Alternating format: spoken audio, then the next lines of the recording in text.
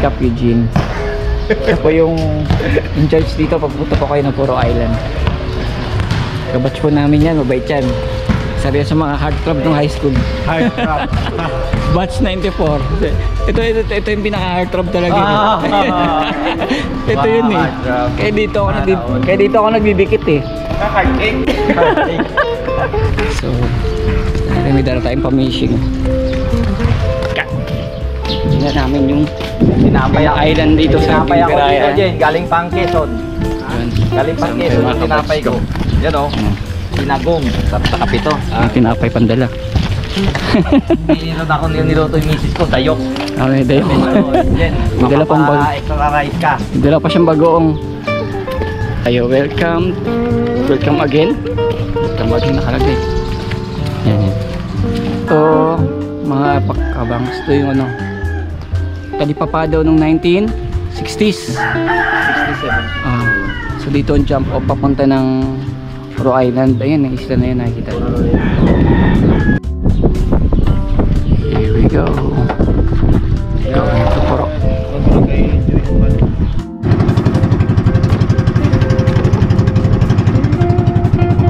Karato. Yung Karato. Doon kami mapunta.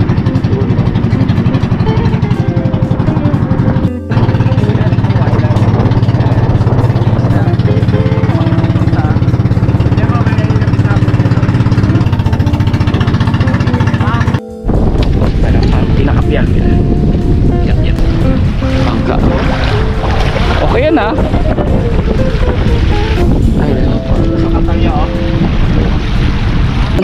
Isipin nyo sa loob ng isla may ganito, may tangke. Tangke, tawag na fish pan. Tangke kasi tawag sa amin yan dito. Kuryente na rin sila dito. Saan galing ang kuryente nyo? Ito. Galing na? Sa tubig na napapalo. Miskan tatag-iya ka rin. Yan sa dito mga seaweed. Pangkapit nila sa seaweeds. Ayan oh. Project nila yan eh. Ginagawa na for seaweeds. Alam mo, lampat no? Taksi yan ng seaweeds dito. Bawal lang. Bawal namang umano.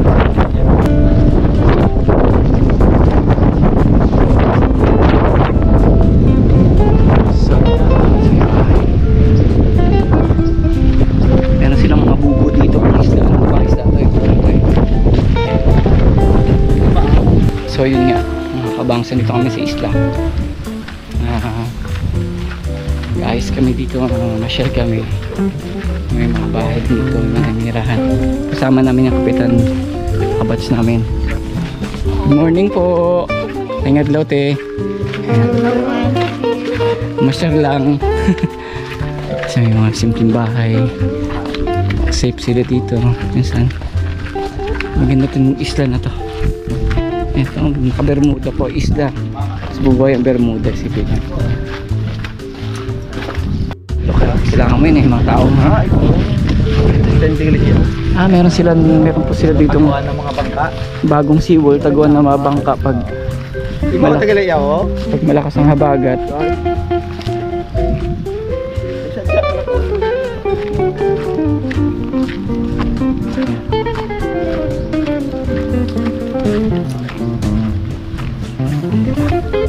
Isipin nga, parang Boracay.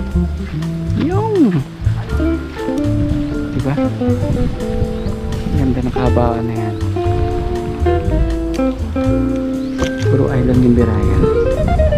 Nakikita nyo ngayon mga kabangs. Ito yung island ng Puro Island. Biberaya. So, Virgin Island to. Walang ganang tao. Punta pero meron sila dito pang tourist spot. Ito yung malalaking barko. Ayan. Ito nyo yan. Ayan.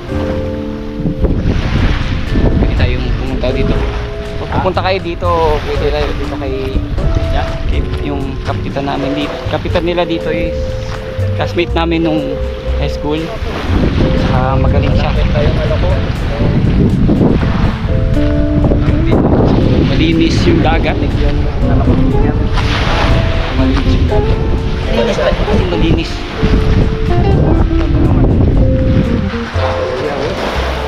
Ganda ng dagat na yan. Let's go! Simpleng buhay. May resort dito. Ayan. Nakikita niyo magandang resort dito. So if ever na punta tayo dito, sabi lang kayo mga kabangs. Ayan. At meron tayong contact dito. Dito si Kapitan Eugene Molina sa mga kabatch namin. Ayan. Private property, no trespassing. May mga villa dito. Dito ba tayo? Kanya ka ng villa. Oh, so dito tayo.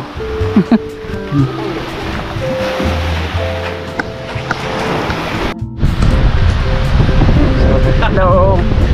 So dito kaya. Ito yung pupunta namin ng rest house na pupunta namin. Nakabatch namin ng white sand. Ayan, nakita nyo yung white sand. Ganyan. Ganyan. Ganyan. Doon. Dulo. Good. So, dito silang petlugan ng pawikan. Yan. Doon nalagay yung mga itlog. Tapos isa, napakawalan nila ng sila. So ito, pintahin dito. Meron silang parang kubo dito, rest house. Ay, napakaganda. Sarap. So pwede tayo mag-organize ng overnight camping dito mga kabangs. Kung gusto nyo, pwede tayo mag-travel dito sa Tablas. Pwede kayo mag-fetch ng tent dito. May restroom din. So bigay ko na lang yung details sa inyo lahat pag online tayo. Right?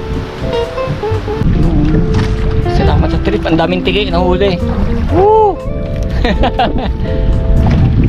Pangulam mas papa. Gusto taning mo palipot.